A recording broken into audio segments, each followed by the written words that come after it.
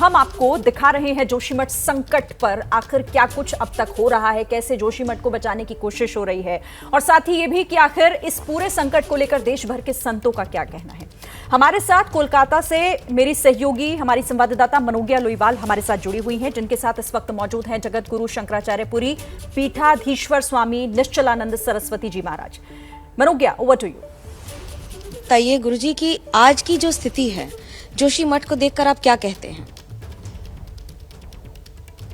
पर्वत जलाशय को महाभारत आदि में भूधर कहा गया है, वन को भी भूधर कहा गया है। पृथ्वी को धारण करने वाले ये तत्व हैं, पृथ्वी के संतुलन को बनाए रखने वाले।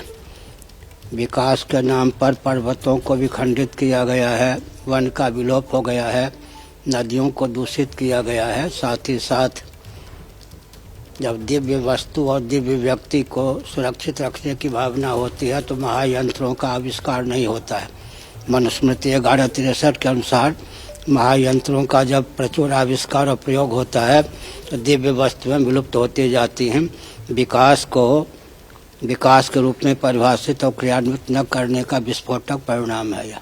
गुरुजी, तरक्की और विकास के लिए जब केदारनाथ जाने के लिए कई घंटों, महीनों, कई दिन लग जाते थे, पहले रास्ते बेहतर हुए हैं, तो क्या विकास के कार्य को रोकना चाहिए? इसको कैसे देखते हैं आप? तपस्थली को भोगस्थली बनाने की भावना हो तो पर्यटन का केंद्र बना दीजिए। पर्यटन का केंद्र बनाने या फिर जो दिन रात जल की सुविधा हो या बाकी उन इलाकों में जो रहते हैं आप? तपस्थली को भोगस्थली बनाना हुआ या नहीं? पर्यटन का केंद्र बनते ही तपस्थली भोगस्थली हो जाती है। आज भी बद्रीनाथ की कोई पैदल यात्रा करता है अधिक फल मिलता है, अगर वह बस से यात्रा करता है कम फल मिलता है, हेलीकॉप्टर से उड़ान भर के जल्दी पहुंच जाता है और कम फल मिलता है। सरकार की भूमिका को आप कहाँ देखते हैं, राज्य और केंद्र दोनों की? दोनों की मिली भगत होती है। शासन तंत्र के नाम पर सत्ता, लोलुपता, दूरदर्शिता ही भारत में प्राप्त है। क्या आपको लगता है कि धार्मिक गुरुओं की बातों को कई बार अनदेखा कर दिया जाता है? उसी का परिणाम ये होता है जैसा हो रहा है, भूस्खलन इत्यादि। क्या सम्मान में किस तरह से आप फिर जनता को और सरकार को क्या कहेंगे आज की स्थिति पे? हम तो कहेंगे कि विकास को, राजनीति को, पर्यावरण को एक दृष्टि से देखें। ऐसी परिभाषा होनी चाहिए कि राजनीति भी सुरक्षित रहे, विकास भी सुरक्षित रहे, पर्यावरण भी सुरक्षित रहे। सुसंस्कृत, सुशिक्षित, सुरक्षित, संपन्न, सेवापरायण, स्वस्थ, सर्वहितप्रद व्यक्ति और समाज की संरचना वेदांत शास्त्र सम्मत विकास पर्यावरण की परिभाषा है। महाराज, आप कई मंदिरों के स्थितियों को बदलते देख रहे हैं, वो चाहे जगन्नाथपुरी हो या काशी विश्वनाथ हो या केदारनाथ हो, क्या ये सही दिशा में है? जिनको वस्तुस्थिति का ज्ञान नहीं है वो विकास के नाम पर विकृति का आधान करते ही हैं। ये कथन क्या वर्तमान सरकार के लिए है या पिछली सरकार, यूपीए सरकार के खिलाफ भी है या सिर्फ वर्तमान एनडीए की सरकार? कोई भी राजनीतिक दल ऐसा नहीं है भारत में जो सत्ता, लोलुपता और अदूरदर्शिता के चपेट से मुक्त हो। सत्ता, लोलुपता, दूरदर्शिता ही विश्व स्तर पर राजनीति की परिभाषा है। आपको ध्यान रखना चाहिए कि विश्व को 13 व्यापारी चलाते हैं।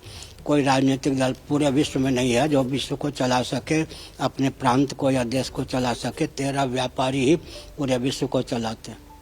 इसमें धर्म का क्या योगदान हो सकता है या क्या धर्म की भूमिका पीछे रह गई है? धर्म की भूमिका पीछे नहीं रह गई। जिन्होंने धर्म की भूमिका को स्वीकार नहीं की उनकी भूमिका पीछे रह गई। वो हर तरह से दीन हैं, दया के पात्र हैं और पिसते जा रहे हैं, मरते जा रहे हैं, घुटते जा रहे हैं। लेकिन इसमें जोशीमठ के लोगों का क्या दोष है? आज तो वो निर्दोष जो अपनी गाढ़ी कमाई से मकान बनाए उनके घर टूटने की कगार पर हैं। उन्होंने वाणी का उपयोग नहीं किया, विकास को विकास मान लिया जो कि आजकल घातक है।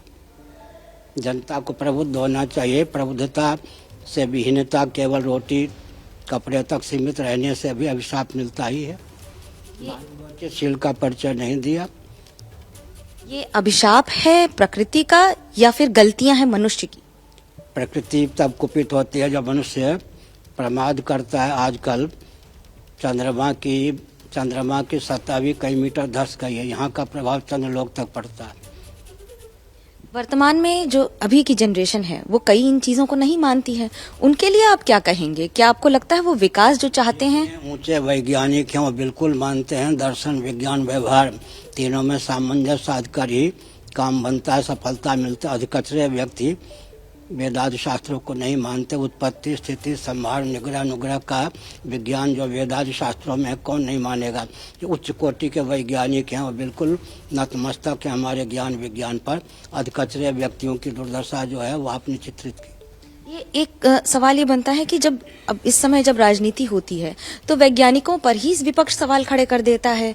आप उन्हीं के समर्थन में बोल रहे हैं कि वैज्ञानिकों ने भी हमारी जो पूरी सनातन धर्म को भी नमस्कार किया है, नतमस्तक हुए हैं कई बार, तो उसको कैसे देखते हैं आप? उस पर भी राजनीति? धर्म को पहले समझने की आवश्यकता है। मनुस्मृति में, मत्स्य पुराण में और अमर कोश इत्यादि में धारणा धर्म, जो धारक और उद्धारक उसका नाम धर्म है। धर्म के दो भेद होते हैं, एक सिद्ध कोटि का धर्म, एक साध्य कोटि का धर्म।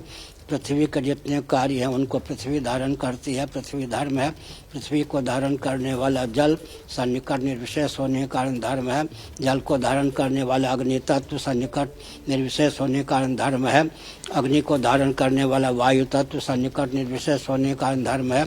वायु को धारण करने वाला आकाश सन्निकट निर्विशेष होने का धर्म है। आकाश को धारण करने वाला आत्म तत्व परमात्म तत्व परम धर्म है। बौद्ध दर्शन और कठोपनिषद आदि के अनुसार धर्म की यह परिभाषा है। साध्य कोटि का धर्म यज्ञ दान तप व्रत वर्ण धर्म आश्रम धर्म है। यज्ञ करने के लिए मुट्ठी खोलने की आवश्यकता है, दान देने के लिए मुट्ठी खोलने की आवश्यकता है, तप करने के लिए विसर्जन आनंद को सुख को त्यागने की आवश्यकता है, व्रत करने के लिए अन्न जल पर संयम करने की आवश्यकता है। धर्म जो है वो धारक होता है, धारक होता है। धर्म से विमुक्ता जो है हर प्रकार से विसंगति में हेतु है। जी, लेकिन जो लोग पहाड़ों पर रहते हैं, जो कई वर्षों से जिनको न बिजली मिलती न समय पर पानी मिलता, आज उनको 24 घंटे बिजली मिल रही है, उसके लिए तो डैम बनाना जरूरी हो जाता है। हाँ, विश्व में जितने पर्यावरण को आघात है, जितने यंत्र हैं, महायंत्र हैं, सब विद्युत के द्वारा संचालित होते या नहीं।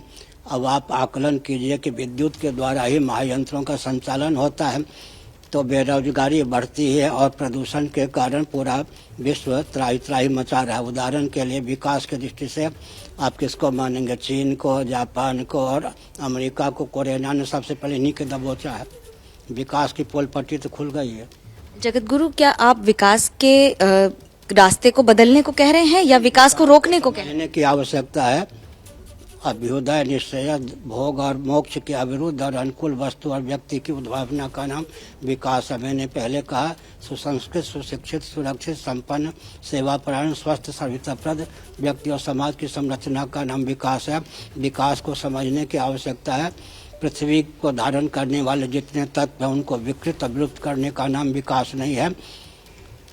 स्कंद पुराण में 2 जगह एक ही श्लोक आता है। माहेश्वर कुमारिका खंड के दूसरे अध्याय में, काशी खंड के दूसरे अध्याय में, गोभिर विप्रैश्च वेदैश्च सतीभिः सत्यवादिभिः अलुब्धैर दानशीलैश्च सप्तभिः धार्यते महि। गोवंश पृथ्वी का धारक है, वेदादि शास्त्र पृथ्वी के धारक हैं, सदाचार संयम संपन्न वेदज्ञ ब्राह्मण पृथ्वी के धारक हैं, सत्यवादी निर्लोभ दानशील पृथ्वी के धारक हैं।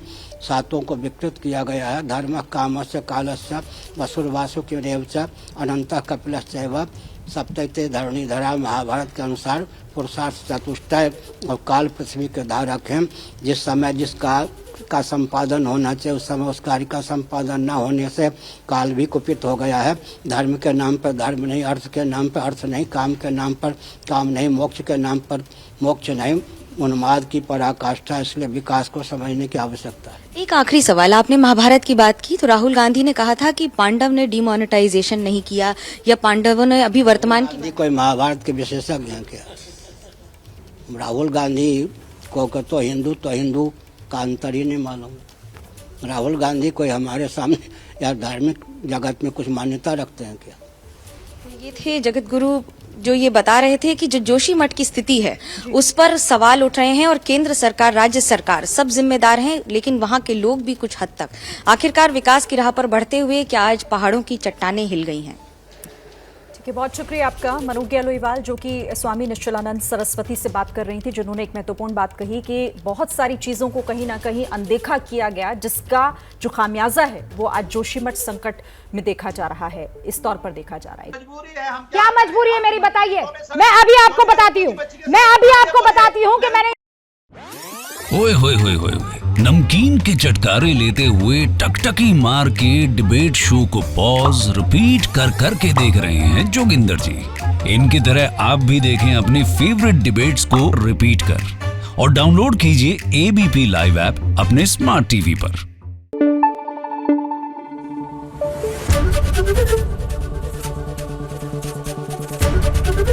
एबीपी न्यूज आपको रखे आगे।